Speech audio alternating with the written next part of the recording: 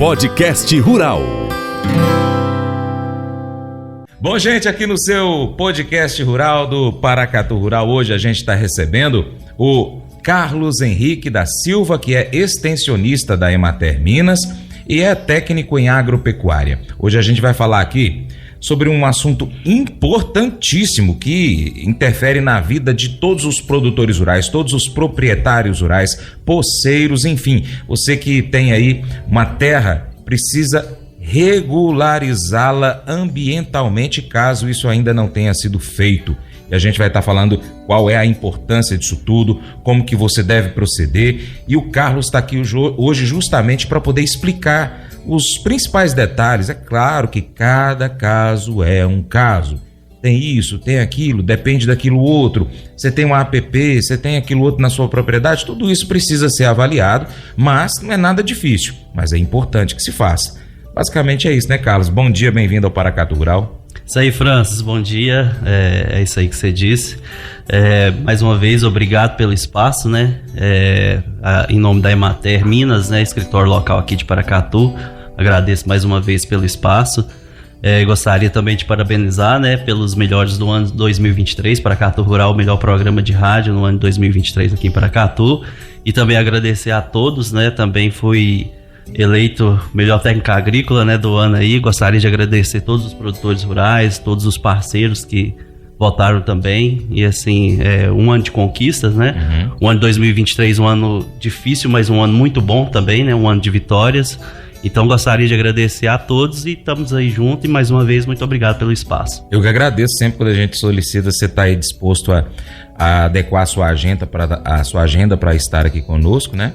E parabéns, viu? Fiquei muito feliz quando você me deu essa notícia aí de ser o Melhores do Ano também na sua categoria. O Carlos, vamos fazer o seguinte, explica pra gente o que é regularização ambiental ou adequação ambiental de uma propriedade rural. Francis, a questão ambiental, né, quando a gente se fala em regularização, ou seja, você está se adequando a algo. A regularização ambiental nada mais é do que a adequação a um determinado tema, a uma determinada exigência. Essa adequação ambiental é o produtor, a gente está falando de propriedades ou posses rurais, o produtor está se adequando ao que exige a legislação, as normativas que regem a questão ambiental voltadas para a atividade rural. Então, a regularização ambiental ou a adequação ambiental, ela permeia o tema legal, ou seja, das normas que exigem que o produtor atenda determinadas normatizações ou determinadas determinações legais para que o produtor esteja ok perante as autoridades, perante a lei, e também a determinados princípios ambientais que foram construídos pela sociedade ao longo dos anos, em que a propriedade rural, a posse rural, em razão da sua função de contribuição ao meio ambiente, ela tem que exercer isso perante a nossa sociedade, ou seja, a propriedade rural, ela exerce diversas funções de contribuição ao meio ambiente. Em razão disso, o produtor, ele tem que se adequar, né? Ele tem que tomar determinadas medidas, determinadas ações, inclusive na parte documental, né, que é o que a gente vai estar falando mais para frente, mas também na parte técnica, né, desde a exploração da sua atividade, a questão de práticas agrícolas, né, a questão de vou citar exemplos, né, construção de barraginhas, construção de terraços, cercamentos de nascentes, né? Enfim, de práticas agrícolas, correção de solos, né? Uso adequado de corretivos agrícolas, enfim, tem uma série de práticas agrícolas que o produtor ele tem que adotar a fim de que se alcance o chamado desenvolvimento sustentável. O que é esse desenvolvimento sustentável? É aquele desenvolvimento que ele não só olha o desenvolvimento econômico, ele atende ao desenvolvimento econômico, lógico, né? Todos que trabalham eles precisam viver daquilo que ele trabalha, né? Ele precisa oferir renda. mas também o desenvolvimento social e ambiental. Então, o desenvolvimento sustentável é o desenvolvimento econômico, social e ambiental. É o tripé. Né? Então, a regularização ambiental, a adequação ambiental, ela visa equilibrar esse tripé. Ela vem na parte ambiental do desenvolvimento sustentável. Entendi. Então, aqui a gente vai focar um pouco do que a lei exige para que o produtor se adeque e se regularize ambientalmente dentro da sua propriedade ou posse rural. Vale destacar também que não é algo regional, é a nível nacional, ou seja, qualquer ouvinte nosso agora, qualquer internauta que estiver acompanhando esse conteúdo, o que a gente vai trazer aqui é importante, claro, cada região tem as suas particularidades, mas no geral, o que a gente vai trazer aqui são informações importantes, porque todos os produtores, proprietários rurais, poceiros precisam adequar a sua propriedade, né? Independente de onde ela está. Né? Tem todas essas questões aí que às vezes no estado é um pouquinho diferente do outro, mas a lei federal ela sobrepõe todas as outras leis estaduais e municipais, né? Sim. Isso aí eu tenho, assim, dentro da minha formação também sou bacharel em Direito e tenho pós-graduação na área ambiental, fazendo outra pós-graduação em Direito Ambiental também. Você falou da questão da normativa, né? Da hierarquia de normas. A legislação federal, a gente tem a questão da legislação federal que normatiza. E tem também o Estado que ele pode legislar nessa questão ambiental. Ou seja, apertar um pouquinho mais. Apertar, de forma complementar, né? Entendi. Ou seja, ele pode complementar a legislação federal. Mas, assim, basicamente, na questão ambiental, um ente complementa o outro. Ou seja, eles apertam a mão para um ajudar o outro na proteção ambiental. Entendi. Ou seja, a União, né, o ente federal, o Estado e os municípios, né, e também o Distrito Federal, eles somam forças, né, na proteção ambiental. Então, basicamente, o que a gente vai estar falando aqui se aplica no âmbito nacional. Logicamente, algumas normativas são federais, outras, o produtor ele tem que se atentar à legislação do seu estado ou do Distrito Federal e também à legislação municipal. Daí a importância de o produtor rural buscar sempre orientação com um especialista. No caso nosso aqui, a gente pode ir lá na Emater, que vai estar tendo as orientações necessárias com você e toda a equipe, né? E também em outras Emateres do estado de Minas Gerais, que tem aí os seus técnicos, os seus agrônomos, enfim, todos os especialistas que estão ali também para atender o produtor rural de cada cidade ou região, né, Carlos? Isso, Francis. Muito boa a sua fala, porque hoje a gente tem uma estrutura de profissionais, seja eles de instituição pública, Emater, sejam eles de instituições particulares, são os consultores ambientais, sim, que estão aptos a orientar os produtores, né?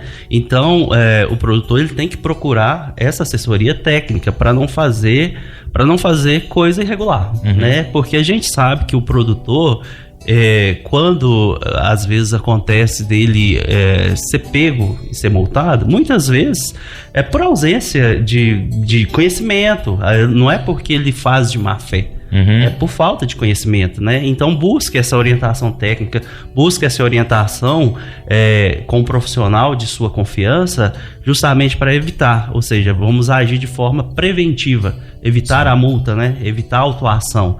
Isso aí contribui demais, evita muita dor de cabeça para o produtor e, além de tudo, a gente vai estar contribuindo aí para o desenvolvimento sustentável, preservação ambiental e equilibrando, né, essa questão aí do desenvolvimento econômico, social e ambiental e evitando, porque a gente sabe que quando o produtor chega a levar uma multa, essa multa é uma multa pesada, uma multa que muitas vezes inviabiliza a atividade do produtor. Entendi. E isso é muito triste, isso é muito ruim. A gente entende que, assim, a questão ambiental ela tem que ser preservada, mas, assim, a questão social, a questão econômica, o produtor tem que se manter, a família dele tem que sobreviver, né? Então a gente tem que buscar um equilíbrio. Então, Carlos, eu acredito na questão da prevenção, né? Então, assim, se você busca uma orientação, se você está agindo em conformidade com a lei, se você está agindo dentro da legalidade e buscou a orientação correta, você vai estar evitando isso, tocando sua atividade da maneira como a lei exige e está evitando esses percalços, esses problemas. Bacana. Carlos, eu sou produtor rural. Aí na minha fazenda eu nunca recebi lá, por exemplo, um engenheiro florestal, um engenheiro ambiental para poder me dar orientações de como que eu devo proceder. É uma pequena propriedade, eu tenho um funcionário só que me ajuda ali com a lida no gado, cuida das galinhas, eu tenho uma horta também, tenho um plantio para fazer silagem. Na minha propriedade passa um córrego, no fundo tem uma vereda, tá? E tem também uma área que algumas pessoas falaram para mim que é uma APP. E aí eu nunca fui lá medir para ver se está tudo certinho, se está com a metragem correta, porque aí depende, tem muitos dependes em cima para saber que tanto que tem. Eu guardo os insumos que eu preciso, as sementes, os fertilizantes, os herbicidas, tudo junto num lugar só. Enfim, a minha propriedade é tranquila, ou seja, é a minha casa, eu moro ali com a família e produzo ali o alimento, alguma coisa eu trago aqui, tem um amigo meu que revende os meus produtos aqui na feira do produtor. E aí? Eu preciso fazer também e o tamanho dela, deixa eu te falar, o módulo é 50 hectares. Eu tenho 200 hectares, 4 módulos fiscais. Caiu no limite da agricultura familiar. No limite da agricultura familiar. Ótima pergunta, ótima situação, Francis. Ou seja, é uma propriedade da agricultura familiar. O que acontece? Todos os empreendimentos rurais, eles estão sujeitos às normas ambientais. Sejam eles pequenos, médios ou grandes. Da agricultura familiar, médios produtores ou grandes produtores. O que vai mudar é o tipo, a forma de se fazer essa regularização ambiental. Se é um empreendimento de acordo com o potencial poluidor desse empreendimento. Tá. Normalmente, empreendimentos da agricultura familiar e a atividade que é desenvolvida, o potencial poluidor é menor. E isso aí é definido nas normas do Estado, né, do Copan, tem as instruções normativas, as deliberações normativas.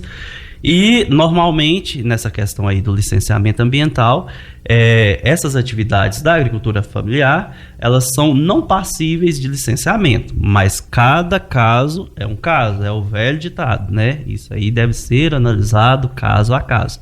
Mas empreendimentos da agricultura familiar, normalmente, regra geral, todo caso tem sua exceção, né? Tem atividades que são passíveis de licenciamento ambiental, seja ele simplificado, seja ele licenciamento ambiental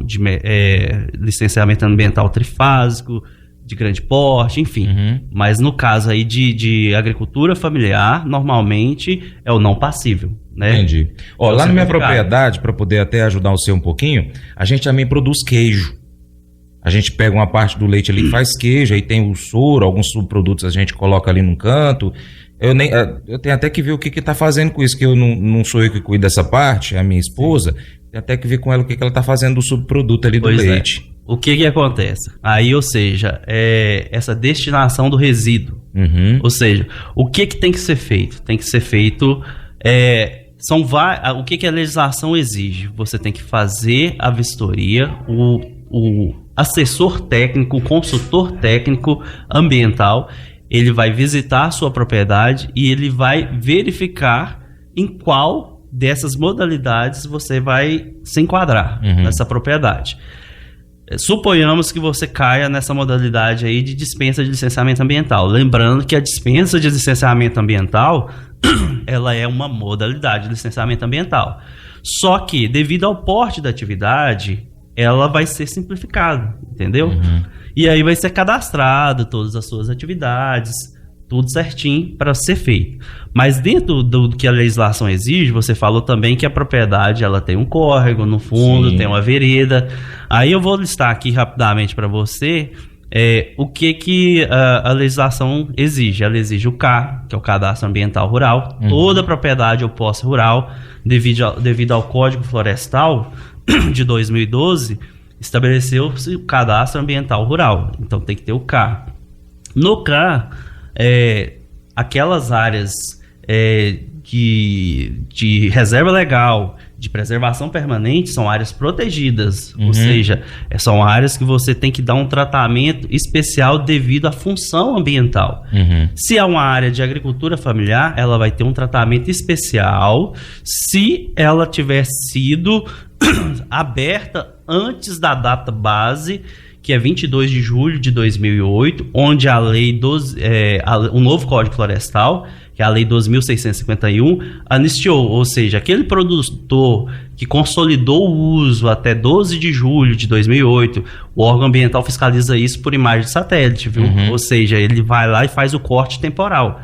Se o produtor fez o uso, consolidou, é um uso antrópico, até 22 de julho de 2008, é uma situação. Se ele abriu depois, é outra situação, entendeu? Entendi.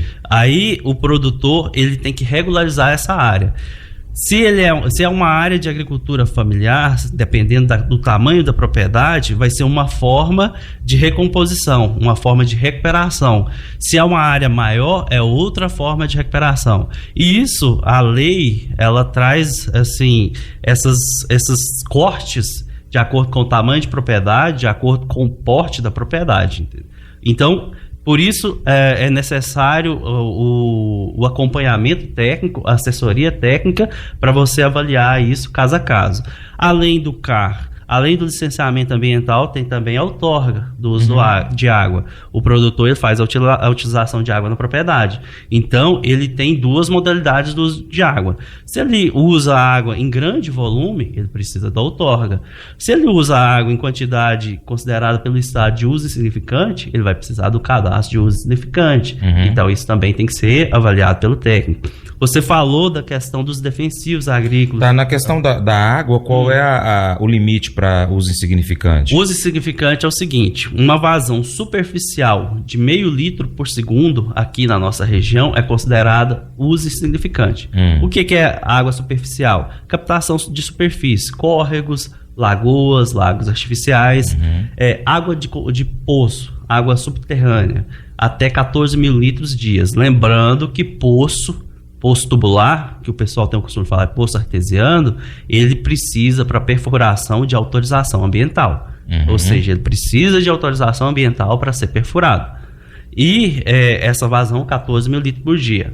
Cacimba, cisterna, 10 mil litros por dia, é considerado uso significante. Acima disso, vazão já depende de outorga. Entendi. Essa diferença do limite aí varia de acordo com a região também? Varia de acordo com a região. Na nossa região, Paracatu, noroeste de Minas, são essas vazões. Entendi. Ou seja, é bom a gente chamar sempre o especialista, um técnico, para poder fazer essa medição ali. É importantíssimo a assessoria técnica. Dificilmente o produtor ele vai conseguir estar regularizado sem uma assessoria técnica. Tá. E a área de preservação, a vereda, como é que eu tenho que cuidar disso aí? A área de preservação permanente aí vai variar de acordo com o tamanho da propriedade. Se ele está com essa área antropizada, consolidada, é uma faixa de preservação. Se não está, ele tem que recuperar de acordo com o que a lei exige. A vereda da mesma forma. Matas ciliares, que é a beira de córrego, beira de vereda, que também é um APP, mata ciliar, beira de vereda, beira de nascente, topo de morro, tudo é considerado APP, área de preservação permanente. Entendi. Então, todas essas, a lei define uma faixa vegetativa para cada uma delas. Se a minha faixa for menor do que aquele limite que a lei estabelece de acordo com as características da minha propriedade, eu tenho que recompor ali naquela faixa lateral, por exemplo, ao córrego. Tem que recompor. No mesmo lugar, não é em outro lugar? Não, tem que recompor no mesmo lugar. A área de preservação permanente, boa pergunta, porque tem a reserva legal que ela é permitido você fazer aqueles produtores maiores, aí já não é da agricultura familiar, são áreas maiores que 4 módulos, a reserva legal é permitido você fazer a recomposição em outra área. A área de APP não, a área de preservação permanente tem que ser recomposta no mesmo local, só que se for uma área consolidada, você pode recompor em uma faixa menor do que a faixa que a lei exige de forma integral. Ou seja, aquela área consolidada que foi antropizada, que foi aberta até 22 de julho de 2008, a lei, o Código Florestal, vamos dizer assim, que ele anistiou, ele deu ele deu um perdão.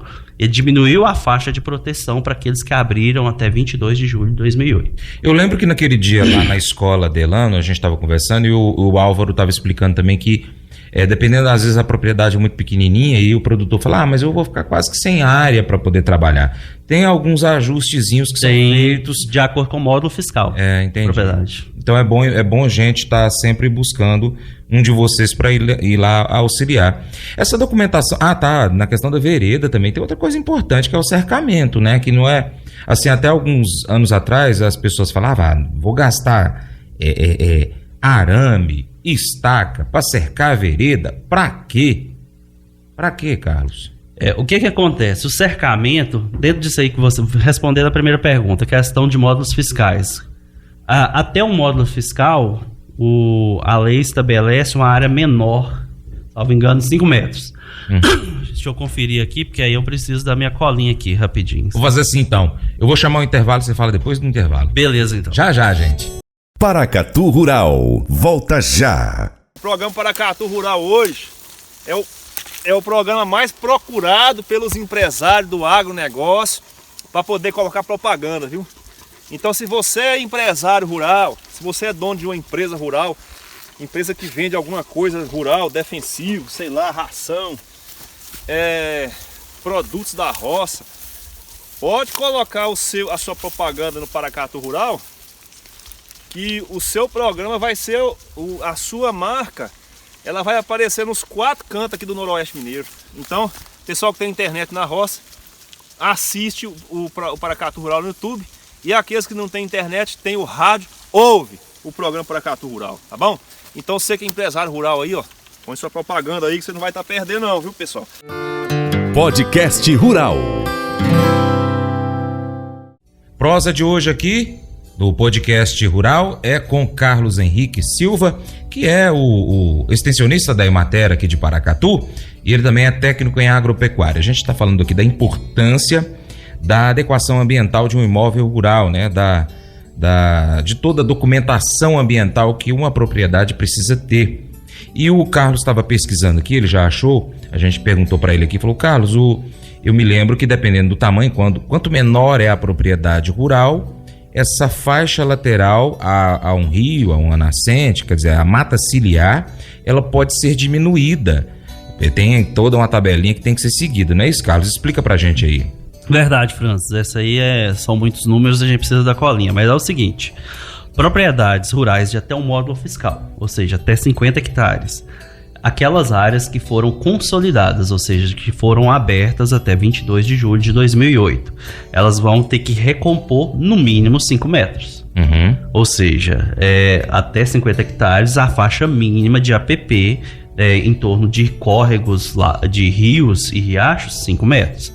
Aquelas propriedades que têm de 1 a 2 módulos fiscais, ou seja, até 100 hectares, elas têm que recompor no mínimo 8 metros. É a faixa mínima de APP. Aquelas propriedades que têm de 2 a 4 módulos fiscais, que cai dentro do exemplo que você deu, propriedade até 200 hectares. Ela tem que recompor no mínimo, aquelas de 100 a 200 hectares, ela tem que recompor no mínimo 15 metros. Entendi. Ou seja, dentro da faixa de agricultura familiar, na propriedade que você falou, ela tem que recompor no mínimo 15 metros. Isso para um rio ou um córrego? Isso para um rio ou um córrego. Tá. E no caso da vereda, como que é feito o trabalho em cima dessa vereda que tem na propriedade? No caso da vereda, analisa-se a faixa do solo hidromórfico. O que é o solo hidromórfico? É aquela faixa de solo que o solo é esponjoso, aquele solo mais escuro que tem a presença de água. Se a área é consolidada, é 30 metros, ou seja, que foi aberta até 22 de julho de 2008, 30 metros. Se a área nunca foi consolidada, 50 metros. Entendi. Mas além disso, na vereda, na nascente, precisa fazer um trabalho, a gente chama de cercamento de nascente, mas na verdade a gente não está cercando a nascente, né? O Álvaro explicou isso naquele dia da aula lá, eu aprendi. O que a gente está cercando então, Carlos? Está cercando os animais que você cria. Né? Ou seja, você faz o cercamento dos animais. O pessoal tem o costume de falar cercamento de nascentes, é corriqueiro se falar assim, porque na realidade o intuito é preservar a nascente, é preservar o recurso ambiental, mas você está cercando para que os animais no caso a maioria bovinos ou equinos, né, não adentrem aquela área, aquela faixa de preservação permanente. Entendi. É importante também dizer que não é só a questão da nascente, da vereda, dos rios precisam ser preservados, mas tem outras áreas na propriedade rural, inclusive as áreas onde o produtor rural está fazendo o seu plantio, né, tem a sua pastagem, ela precisa de um tratamento por uma questão ambiental também. Um solo mal cuidado, ele vai refletir negativamente na questão ambiental da propriedade. Isso pode gerar algum prejuízo para ele lá na frente, principalmente econômico, porque ele não vai produzir o que ele poderia produzir. Algo mais acontece caso um produtor não cuide bem do solo da sua propriedade? Aí entra dentro da questão técnica que a gente falou no início, porque a adequação ambiental, a regularização ambiental, ela vai desde a questão legal, né, o que a norma, o que a lei exige, e a questão técnica. Por quê? Se o produtor não cuida do seu solo, a conservação da água, a conservação do solo, ele vai perder o seu patrimônio. Ou seja, você vai ter problema de erosão, você vai ter problema de perda de fertilidade do solo, né? Então, o que é isso? Você tem que fazer a construção, é o que a gente fala, a construção de terraços, a construção de bacias de captação de enxurrada, a questão aí de correção de solo, calagem, a questão da gessagem, fertilidade do solo, né? Você trabalhar a fertilidade do solo, tudo isso tem que ser trabalhado sempre buscando o desenvolvimento sustentável. A palavra é essa, desenvolvimento sustentável. Entendi. Sustentável nas esferas econômica, social e ambiental. Naquele exemplo que eu dei lá da minha propriedade rural, que assim seja, Deus me permita ter uma dessa, eu falei que tem um local onde a gente deixa todos os insumos agrícolas, sementes, fertilizantes, herbicidas. Tem que ter um cuidado também com relação a isso, né? Sim, principalmente com relação a embalagens de defensivos agrícolas, agrotóxicos. Isso aí é muito importante. Existe uma legislação federal, em que as embalagens dos agrotóxicos, depois que o produtor utiliza, ele tem que fazer a tríplice lavagem e devolver para revenda. Onde ele comprou, ele tem que trazer a embalagem de volta.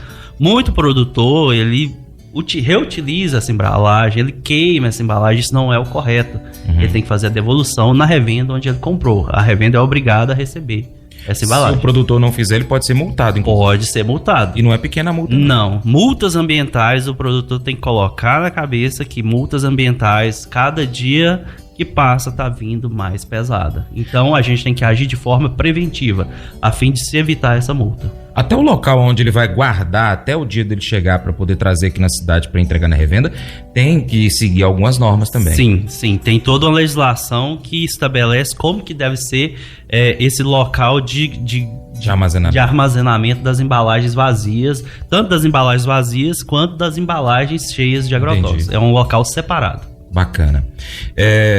Pra gente já partir para a parte final da nossa prosa, deixa eu ver aqui com relação ao tempo, a gente já tem uns minutinhos aqui, eu tô fazendo esse cálculo errado. Carlos, destinação final das embalagens você já falou, né, que tem que entregar na revenda. E você falou lá atrás também, para furar um poço artesiano, né, que é o poço tubular, precisa de uma autorização. Todos os procedimentos que são feitos dentro de uma propriedade rural, por exemplo, a poda de uma árvore, aqui na cidade precisa de autorização, na fazenda também precisa?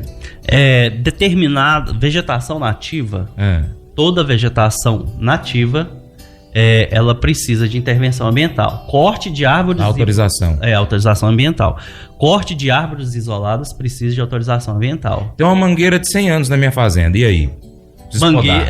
Árvore exótica não. Mangueira é uma árvore exótica.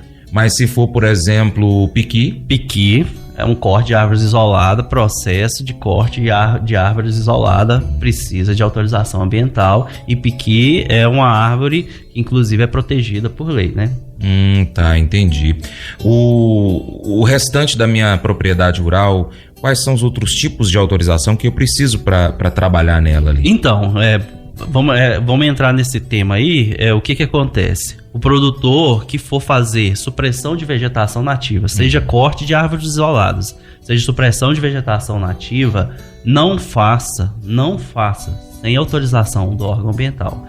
Porque a cada dia que passa, a tecnologia de fiscalização por satélite está mais avançada.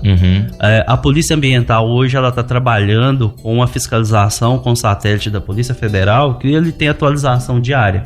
Então, é possível fiscalizar do escritório, entendeu? A polícia já vai naquele produtor, naquele empreendedor, já sabendo que ele abriu a área. Então já vai lá e fala, ó, cadê o processo de autorização ambiental de supressão de vegetação ou de corte de árvores isoladas? Ele já vai, a polícia, a fiscalização, a polícia ambiental, a SEMAD, que é a Secretaria do Estado do Meio Ambiente, os fiscais já vão sabendo. Então o produtor não faça supressão de vegetação nativa sem autorização ambiental. A questão de perfuração de poços, né, tubulares, artesianos, também hoje é necessária autorização ambiental para perfuração. Então, o que acontece? O que é a nossa recomendação? Vamos cumprir a lei. Cumprindo a lei, o produtor evita multas. Evitando multas, o produtor evita de sair da atividade, porque as multas ambientais hoje estão vindo tão pesadas que muitos estão saindo da atividade devido a multas ambientais. Então, se você age de forma preventiva, você está evitando o problema. Procure o assessoramento técnico, né? Procure um profissional de sua confiança e faça procure essa orientação de forma preventiva, que você vai estar evitando dores de cabeça no futuro. Um exemplo para a gente encerrar. Essas chuvas que acontecem nessa passagem aí do período seco para o chuvoso, elas às vezes vêm com muitas rajadas de vento forte, 50, 80 km por hora. E essas árvores nativas, elas às vezes tem um produtor que construiu um galinheiro ali próximo, deu aquela ventania e a árvore caiu em cima do galinheiro, matou um monte de galinha, ou caiu na minha propriedade ali, que estragou uma parte do meu imóvel, né? E aí eu vou ter que tirar essa árvore de lá de cima. O que eu tenho que fazer?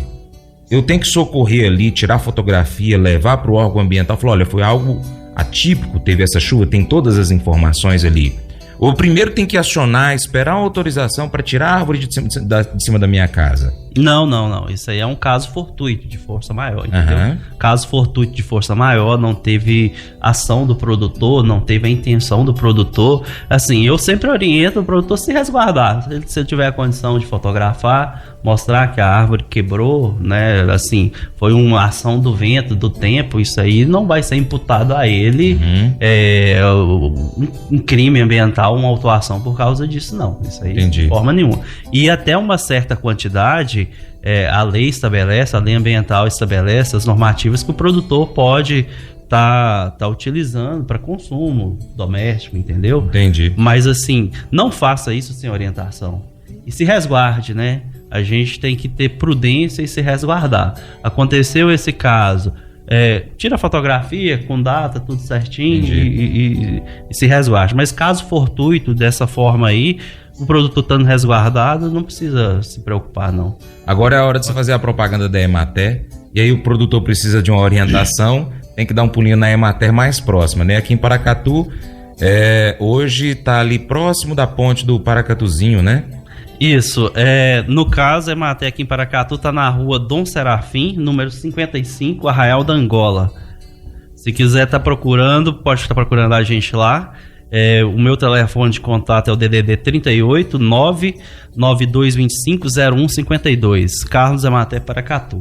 Carlos, e se o nosso ouvinte está em outra cidade, se ele acessar o site, tem como ele descobrir a agência, o local, o endereço, o telefone ali da Emater mais próximo dele também? Sim, toda a Emater, alguns estados a Emater tem nome diferente, né? Procure a Emater de seu estado, se for de outro estado. No caso de Minas Gerais, no site da Emater, cada município tem o telefone, tem tudo certinho. É só entrar no site da Emater que tem tudo certinho. Bacana. Obrigado pela sua participação. Bom dia. Feliz Natal, feliz Ano Novo para você e para toda a equipe da Emater. Muitíssimo obrigado. Ano que vem eu vou demandar mais vocês, viu? Beleza, Francis. Muito obrigado pelo espaço mais uma vez, né? Feliz Natal, feliz Ano Novo para você. Feliz Natal, feliz Ano Novo para todos os ouvintes, né, da rádio, para todos os espectadores do canal, do YouTube, das redes sociais. E tamo junto, precisando, tamo à disposição. Muito obrigado. Valeu. Mas eu vou dizer uma coisa pra você, viu? Se você quiser colocar propaganda sua aqui nesse programa, olha, eu vou dizer um negócio, você vai ter um resultado bom demais, senhor. Isso mesmo, é facinho, senhor. Você pode entrar em contato com os meninos ligando no telefone deles, é o 38, é o 991810123, bem facinho. É muito bom porque aí a sua empresa vai sair dentro de um programa que é ligado aí ao homem pra mulher do campo. É nós que vai estar assistindo e também vai ver sua propaganda. É bom ou não é? Provérbios 14:27 enfatiza o temor ao Senhor como uma fonte de vida e proteção. O temor a Deus não se refere a um medo de castigo, mas a um profundo respeito e reverência por sua sabedoria e autoridade. Isso nos orienta a tomar decisões sábias e evitar o mal. Colossenses 3:12 nos chama para vestir-nos com virtudes do coração, como a compaixão, bondade, humildade, mansidão e paciência. Essas virtudes moldam nossos relacionamentos e refletem a obra transformadora do Espírito Santo em nós. Unindo as duas passagens, compreendemos que o temor a Deus não apenas nos guia a evitar o mal, mas também nos inspira a cultivar virtudes do coração que honram a Deus e abençoam os outros. O temor a Deus é o alicerce que sustenta a busca por uma vida piedosa. Esse devocional faz parte do plano de estudos Sabedoria em Provérbios 14 do aplicativo bíblia.com.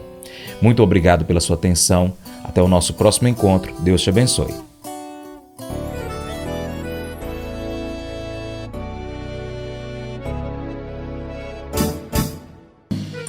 Acordo de manhã para prosear no mundo do campo, as notícias escutar. Vem com a gente em toda a região com o seu programa Paracatu Rural.